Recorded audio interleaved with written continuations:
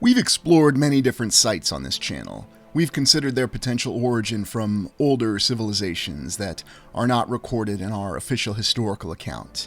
Today, though, we're going to consider the possibility of how our historical account and myth and legend influenced and created a great work of fiction. And yet, is it really fiction? Or are there connections to the old world? Are there connections that we see in the great cities where we have buildings that are from earlier eras? Today we're going to explore the account of a song of ice and fire.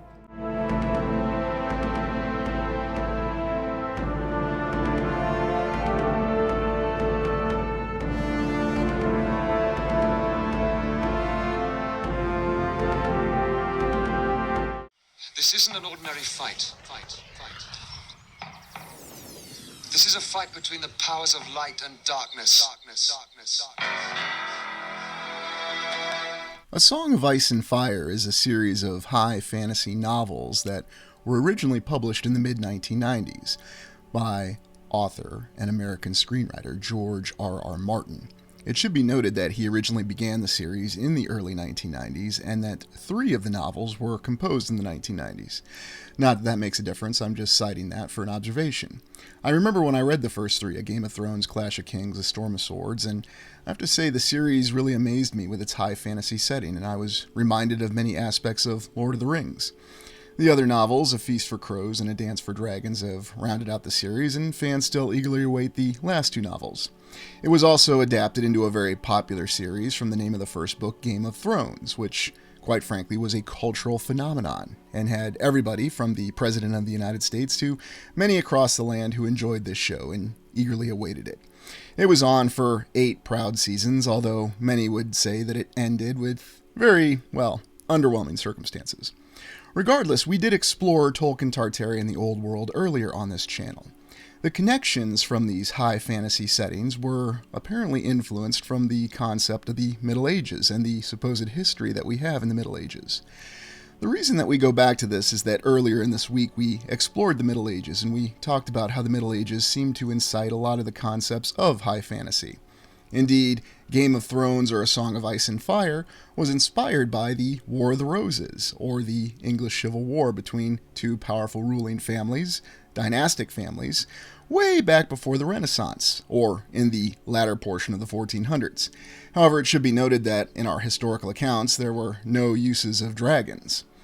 In George R.R. Martin's works, he sought to de-emphasize the use of magic and focus more on the characters and the actual dynastic power struggles that had a lot of interest within the series. And indeed, it was that sort of intrigue and the focus on the characters that attracted a lot of fans. Yet at the same time, it had some wondrous world building. The whole concept of high fantasy, which is very interesting. And it also connects back to our questions of how it could potentially relate to previous civilizations or an account of the older world. Indeed, when we looked at Tolkien's series, we saw how the shape of the land and even the entire world that he wrote about changed over time or the ages. And we have a similar account from the Game of Thrones or A Song of Ice and Fire world, where we start off just understanding one landmass, island, continent, Westeros, and then gradually the world expands to the east to Essos and other continents. What makes it very intriguing, though, with its concept of world building is the fact that the people that are in the world of Westeros sort of match the original maps that we have of the Greeks and the journeys of Odysseus. We're told that the Greeks did not exactly know the entire shape or nature of the land, and yet at the same time they supposedly did. So a conflicting account. But going back to A Song of Ice and Fire, the real intrigue is in the fact that the characters within the story do not know the entire shape or nature of their land, their realm, or their world, whatever you want to call it. And as the stories continue, whether we're looking at sequels or prequels, and yes, the series has gone that way, we gradually see more details shared about the nature of the land, and yet much of it remains shrouded in mystery. Indeed, many of the lands that we see depicted here aren't even official canon within the story. Martin keeps the story very confined to what he's released so far, and does a very good job with the world-building aspect in terms of the characters not understanding the actual nature of their land or their realm. Much is driven by myth and legend. And indeed, the whole aspect of legends and myths are very compelling. Of course, to this day, we don't have this in our modern world because we're told that science has answered essentially everything, and as John Kalikos himself said, there's nothing left to explore until we leave the land. At least, that's what we're told.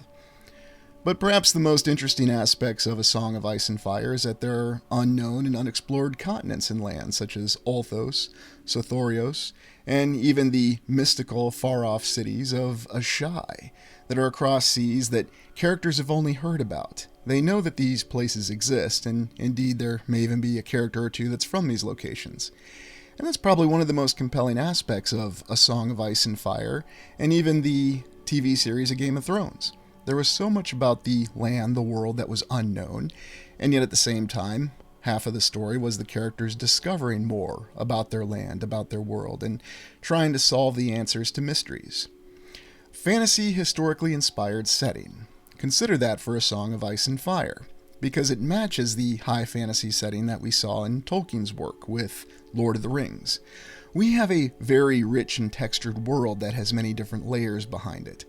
And indeed, both of these series feature different characters, different species, and many different elements to their worlds that have their own languages, their own cultural backgrounds, and it's very rich and contains many different aspects that makes it feel very real.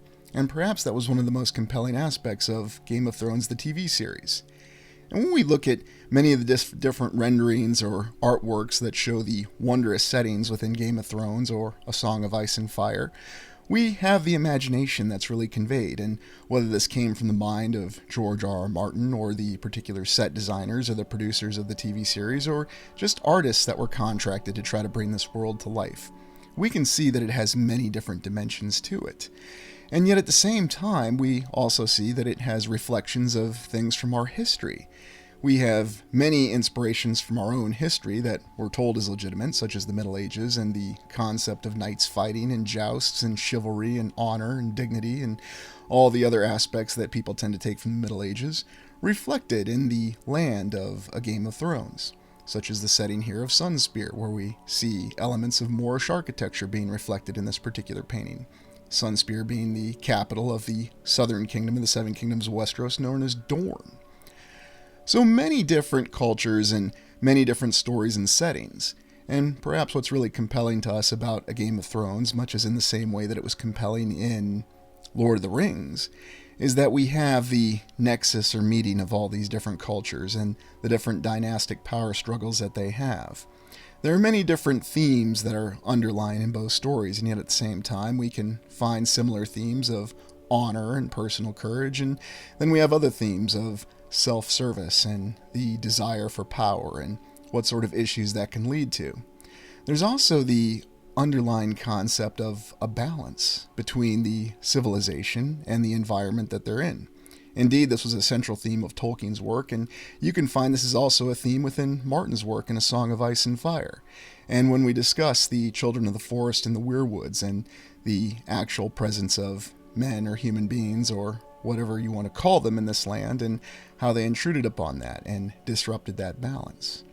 Many of the great structures that are featured in both A Game of Thrones and the overall novel series A Song of Ice and Fire allude to a previous civilization that had very exceptional building techniques that defied the limitations that we would expect of a horse culture, which is what we're told and shown in the overall series, that the civilization and technology level of A Game of Thrones is reached. And yet they find many ruins of great cities that are mentioned in the expanded work, such as the maze builders of Lorath, who were able to build incredible mazes and wonderful cities. And yet we also see this reflected in our own history, such as with the Maze of the Minotaur and the origin of Greek civilization. So many parallels. Now you're probably asking, all right, this is all wonderful, but it's just a high fantasy series. It's just from the imagination of one individual who was an author and a screenwriter, and only an 80s film called Night Flyer saved his career, and because of that he was inspired to write this wondrous fantasy series. But it is just fantasy.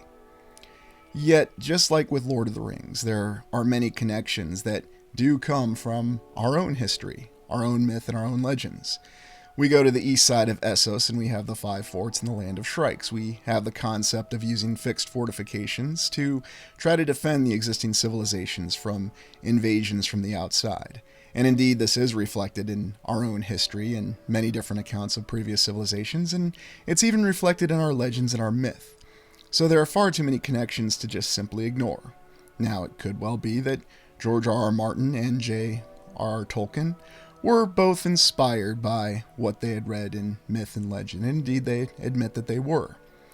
Yet, oddly enough, both of the stories of these respective worlds do seem to have a greater element of realism in them, in the fact that they do focus on the characters and their struggles in this world. Some of the characters understand the world a little bit better, and others have challenges assimilating with the situation that they're given.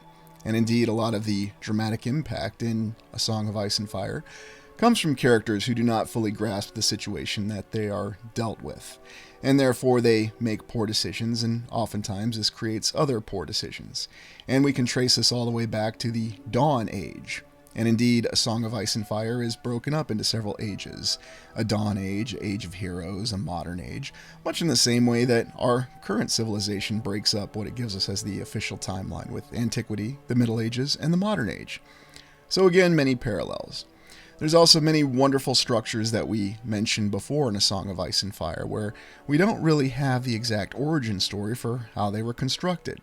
Now, of course, we do have an origin story for every single edifice that we have across the land, although maybe once in a while, 1 out of 20 situations, they'll admit to us they don't know the exact construction history, such as some of the wonderful edifices that we have in Southeast Asia that we've explored. And that's probably the most intriguing aspect to me about A Song of Ice and Fire, is that there does seem to be a parallel for many of the great civilizations and cultures that do really exist in our own land. And again, someone will simply say, well, that's just because the author was inspired by all this. And yet, oddly enough, there seems to be many parallels that could actually be a historical connection for the vast plethora that we have of different cultures and origins.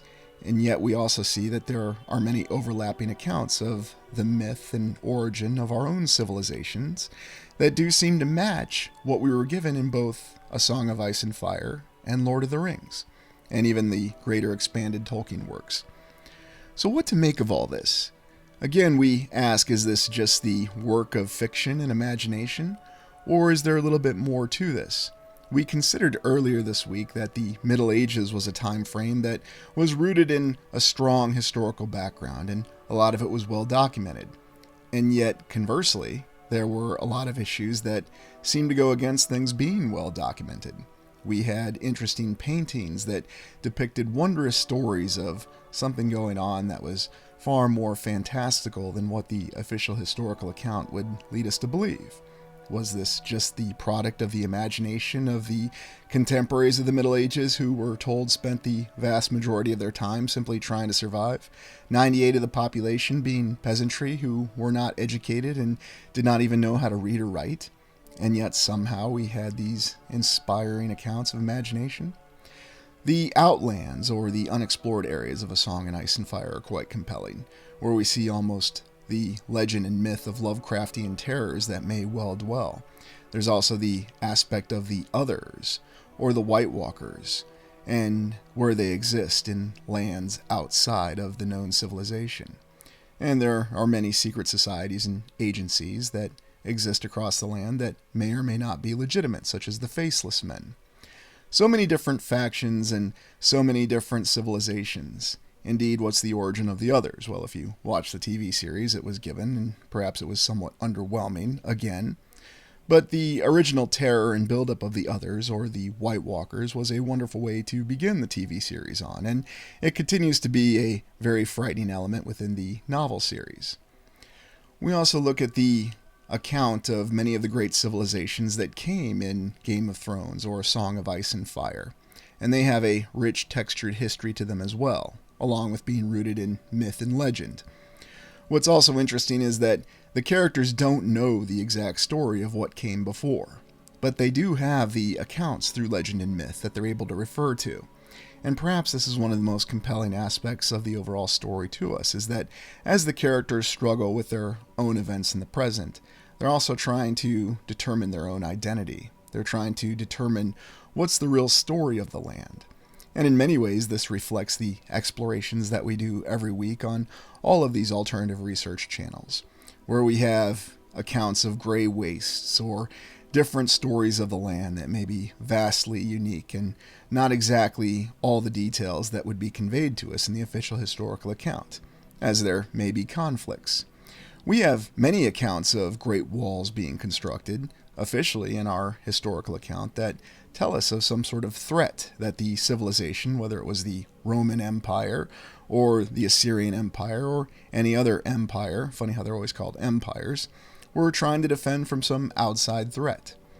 There's also the aspect of the very wondrously developed characters within A Song of Ice and Fire, and the fact that each of the characters has their own unique story, and they feel like true individuals that we can associate with, and not just simply caricatures, which is one of the elements that we've seen in more recent fiction that seems to be employed a lot more. And then we mix this very rich story of individual characters with the potentials behind magic. Now, George R.R. Martin sought to de-emphasize magic in the story, but he certainly didn't mean to completely remove it from all mentions, and indeed it does exist as part of the environment. Unlike, say, some other TV series where they set some rules at the start of the TV series, and then in the finale of the TV series they completely broke all those rules just to end the series. But I'm not going to mention what series that was. You who've watched my channel know exactly what I'm talking about. When we look at all the different land masses, though, in A Song of Ice and Fire or Game of Thrones, we do see many strange parallels with our own land and our own stories. And perhaps what's most compelling is the fact that the characters oftentimes only have the references of certain legends or certain learned individuals, such as the Maesters, who we're told is an order that maintains learning, or perhaps we could think of them as the scientists, if you will, in our current era. And they're the ones who have the official historical account and will tell you exactly what may or may not have happened. And just like with real scientists, you have some that are a little bit more, dare I say, open-minded and consider other possibilities, and there are others that simply follow the paradigm of what they've been given. There's also many aspects of A Song of Ice and Fire that it may be set in a post-apocalyptic world. And indeed, we're told that there are many great civilizations that fell in the past, such as the Great Empire of the Dawn, or the Valyrian Freehold, the Dragon Riders. And these great civilizations that, when they fell, left the land in ruins and in a post-apocalyptic state. So indeed, within the story itself, it does have a post-apocalyptic nature to it. However, it should be noted that a post-apocalypse has a different connotation for those of us in the alternative research community, and we consider that a reset, in which the civilization and the society was destroyed in the distant past, and therefore it had to be revived or reborn in the future. Now, there's many different aspects of resets, some which are hard resets, where we have the entire nature of the land being completely changed by some vast cataclysm that lasted in a brief period of time or over a span of years. We also consider the many different architectural achievements that the characters in A Song of Ice and Fire can't easily explain, such as the 5 forts. Now, most of the characters in A Game of Thrones aren't really even aware of the Great Empire of E.T., or the successor to the Empire of the Dawn. So again, it gives you an idea of just how vast the land is that they inhabit, and it also makes the world feel very real. And this is probably one of the compelling aspects to A Game of Thrones and A Song of Ice and Fire.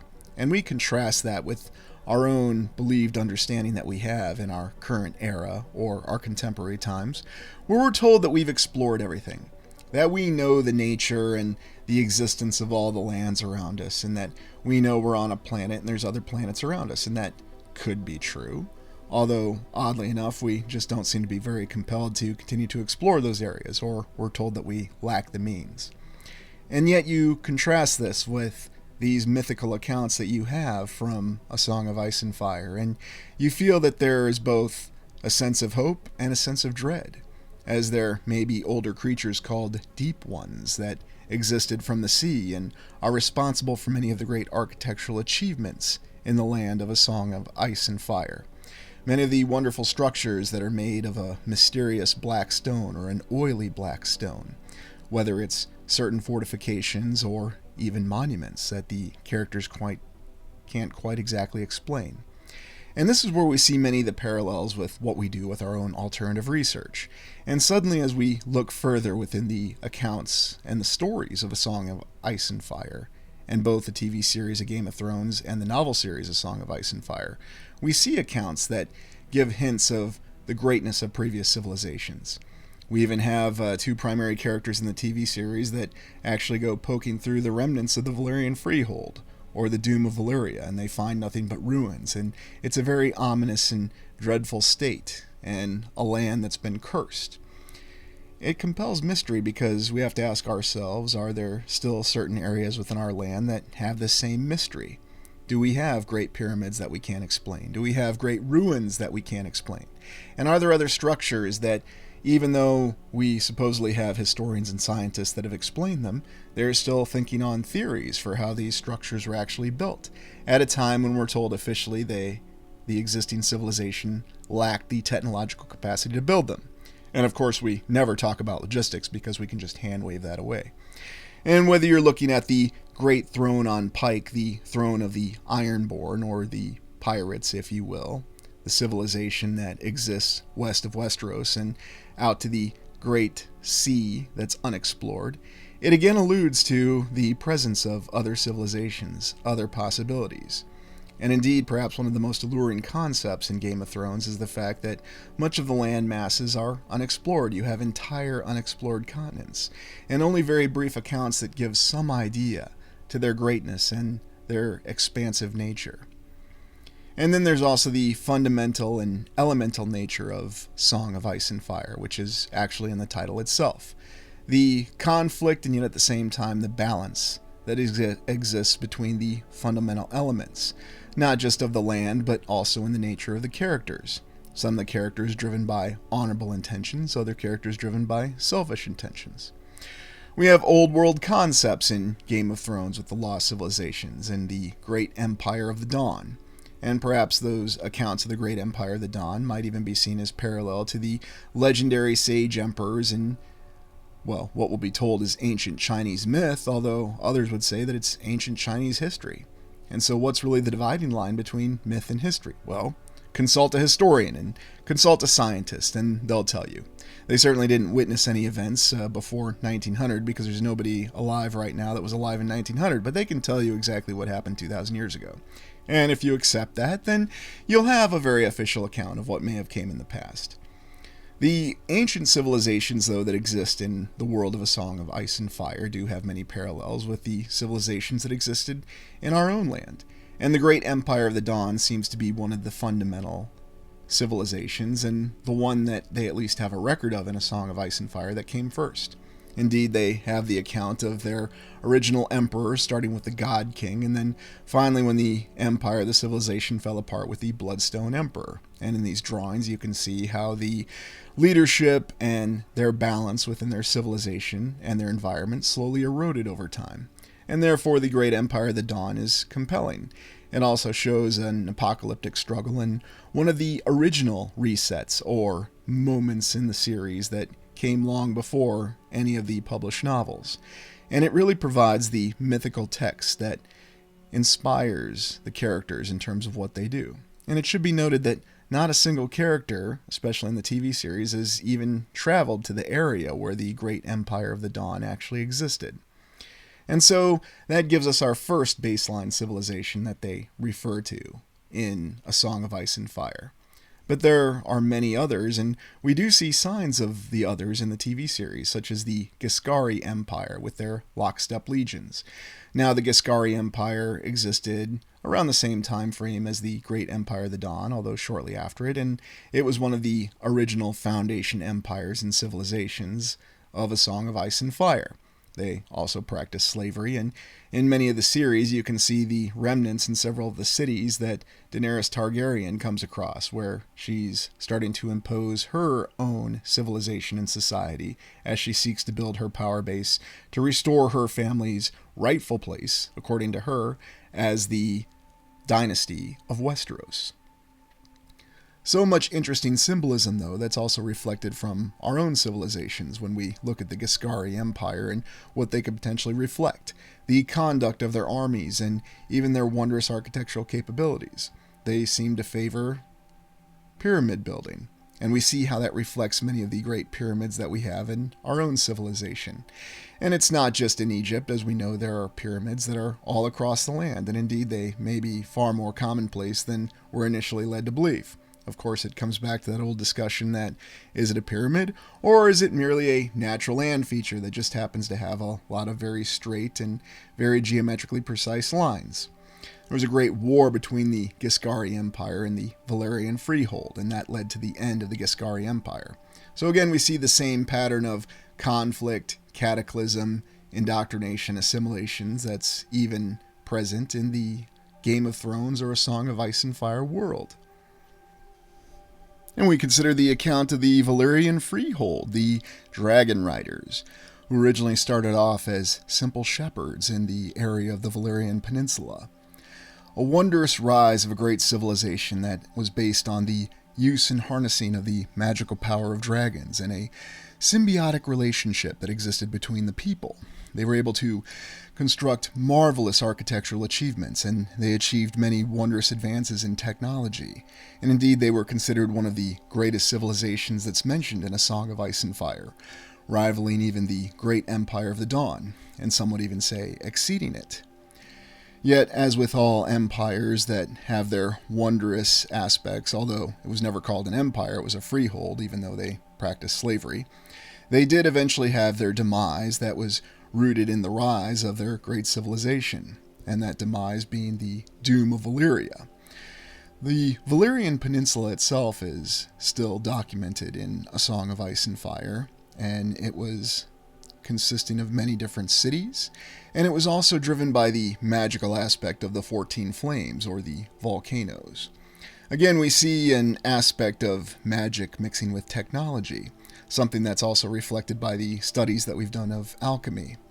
And there are many different maps that show the extent of how well built out this world is. So much detail and so much effort being put into this, and if this all just did come from the mind of one individual, then does this not show you how one individual could actually craft a very well-textured story with many different dimensions to it? Valyria met its end in the Doom of Valyria when the 14 flames suddenly erupted, and we're told there were a variety of different explanations for this, that the Valyrians were inherently evil, that the people that they had enslaved actually revolted against them and caused a great cataclysm, or there was some issue with their use of magic, and they did not respect the balance between their environment and their actual civilization. Whatever the explanation, the Doom of Valyria and the sudden eruption of the volcanoes completely brought down Valyria and utterly destroyed their civilization, with only a small enclave surviving by fleeing to the west and the land of Westeros. In Valyria itself, the peninsula was reduced, destroyed completely. And it's so interesting when we see the remnants. Here we see the Smoking Sea, and this is the area that Tyrion and Jorah Mormont went through in the 5th season of the show. Quite an interesting depiction. And now we consider lost technology. The lost technology of Valyrian steel.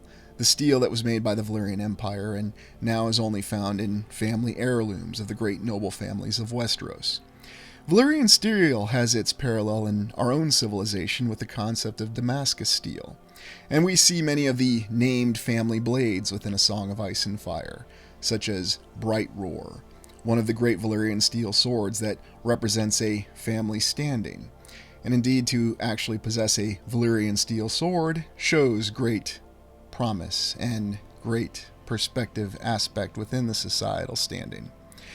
We also look at the examples that we have of Damascus steel and how Valyrian steel is supposed to be a reflection of that. Now, supposedly we have the scientific capacity to make a derivative of Damascus steel to this day, just like we supposedly have the scientific capacity to make Roman concrete, but I'll leave that assessment up to you.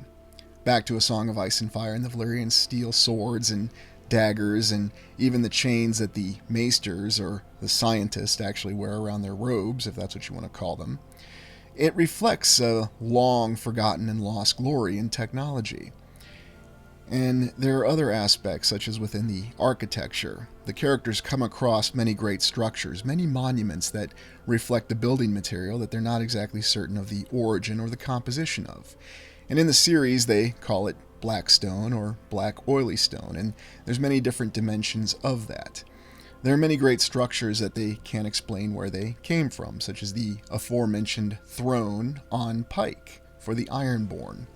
It's said that when the first men arrived on the islands that the Ironborn inhabit, that they came across this great sea chair, this wondrous throne made of a material that they couldn't explain and they certainly couldn't replicate. Does this sound familiar with many of the explorations that we do? There's also other scattered locations across the land of A Song of Ice and Fire that the characters don't know the exact origin or the actual technology that was employed in their construction. They can only speculate. And instead of having some rather strange story of multiple sites being constructed and multiple buildings being constructed over a period of time on the same site, they just simply have the mystery. And indeed, the entire city of Ashai is made out of this mysterious black stone. Of course, we never see this city in the series, but it is mentioned quite extensively in A Song of Ice and Fire, and the character of Melisandre is from Ashai. There's also the 5 forts, the defensive fortifications that are on the east side of the land of ET. And what do they reflect? How exactly were they constructed? And again, they go back to the whole concept of employing fixed fortifications to try to defend existing civilizations. Something that we see reflected in our own history from many of our own civilizations with the employment of walls. And then we have the lost city of Yin in Sithorios, a continent that is mostly unexplored in the series, but it is known to exist, and the mysteries that it represents. There's many other strange structures that seem to show a knowledge of architectural capacity that the characters and indeed the current civilizations that we see in A Song of Ice and Fire cannot explain. And so there are many aspects in which A Song of Ice and Fire reflects an old world. And within the world itself of A Song of Ice and Fire, they do have old worlds.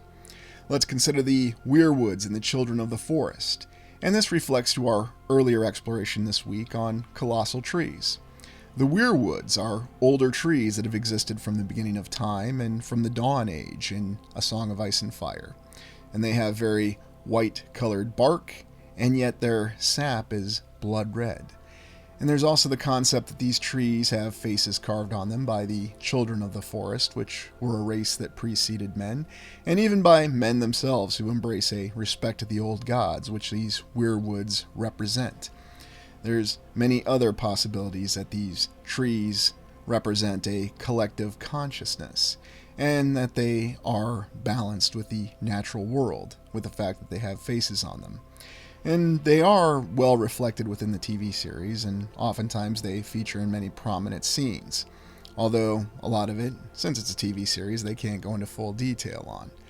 But consider how this whole concept of Weirwoods matches up with the exploration that we did on colossal trees, where we have a life form that's balanced with the natural world and reflects the possibility of a collective conscience, and indeed an entirely different account. Consider how Martin is reflecting the aspect of trees within our current civilization and our current land, and how they may have existed in the distant past. There's also the fact that there are races that preceded that of men. Now, of course, we're told in our contemporary history that there were men, and prior to men, they were primates, or humans. There was never anything else. And yet, when we look into our myth and our legend, we have vast accounts of other sorts of life forms, whether they were giants or elves or fairies. And of course, we'll just simply be told that this is merely the product of imagination, of people trying to understand a world that they didn't. And yet somehow these accounts continue to persist. And of course, we're told that it was these very accounts that inspired the imagination of authors such as George R.R. Martin to construct this entire world and tell this very detailed story with these very fleshed out epic characters with a wonderful background and world. The Children of the Forest. Perhaps you could say that they're similar to elves, or you could say that they are an entirely unique creation of George R.R. Martin. But yet they have other elements that we've seen reflected in our own myth. And within the series within the series itself, they've also been depicted in a variety of different fashions, sometimes looking more as children, sometimes looking more as elves, and something in between. But they did seem to have a more wonderful balance with their natural environment, and of course they conflicted with the first men until there was a truce. And indeed, there was a great conflict that occurred in the Dawn Age between the children of the forest and the first men. And so we see here how George R. R. Martin, if he is comprising the story from his imagination and his creativity, is inspired by events that have occurred within our own history. Although, is this just merely an inspiration, or is there something more to this story? Could this potentially be an actual account that may have been from the distant past, much as the same way Lord of the Rings could have reflected that? There is a lot of detail that comes around with both of these unique worlds. Could they all be talking about the same world, the same land, just in vastly different time frames, with different lands, and when the nature of the land was very different? Indeed, our mainstream account tells us that over a long enough timeline, continents can drift, and indeed the shape and nature of the land can be very different. We're told that the Antarctica, if you do see it as a continent and not something else, was indeed in more temperate climates, and therefore it enabled the existence of vegetation, flora and fauna, and life forms all across it. So what's really going on? Is this all just a product of imagination? Did George R. R. Martin just simply comprise a wonderful creative story and it's a struggle to finish it, and at some point we'll get the last two books, but whether we do or not, we do have 5 wonderful and creative novels and many prequel works, and indeed there's a prequel series that continues the story of A Song of Ice and Fire. But what is it in total? Is it really a imaginative creative story? Or could it be possible that these are actual reflected accounts of what may have transpired in our past? A past that we're told to completely disregard. A past that did not exist according to our mainstream accounts. And indeed, when we look at the accounts of A Game of Thrones, we have lost civilizations, resets, lost technology, and history based on myth and legend. Does that not reflect many of the challenges and the struggles that we have as we explore the old world in these explorations? Indeed, let's posit that if the world of A Song of Ice and Fire is historical and it did occur, where could it have actually happened? What theories do we have with our 5 eras theory? Well, we look at the foundation eras. Perhaps A Song of Ice and Fire, if it did truly happen, could have been set in one of the early portions of the 2nd or the 3rd era. For all we know, it even could have been in the legendary First Era that we haven't really talked about much. Although, if it is inspired by the Middle Ages, perhaps we need to be looking a little bit later than the starting portion of the 2nd and the 3rd Era. Perhaps it could have been much later, and perhaps it could have reflected the true historical nature of what we're told is the Middle Ages in our historical account. And we suspect that the Middle Ages occurred at the start of the 4th Era. But we don't know for sure. It's all just theories. Maybe it's all just imagination and creativity. What are your thoughts? Let me know in the comments. Thank you for joining me. I'd love to stay, but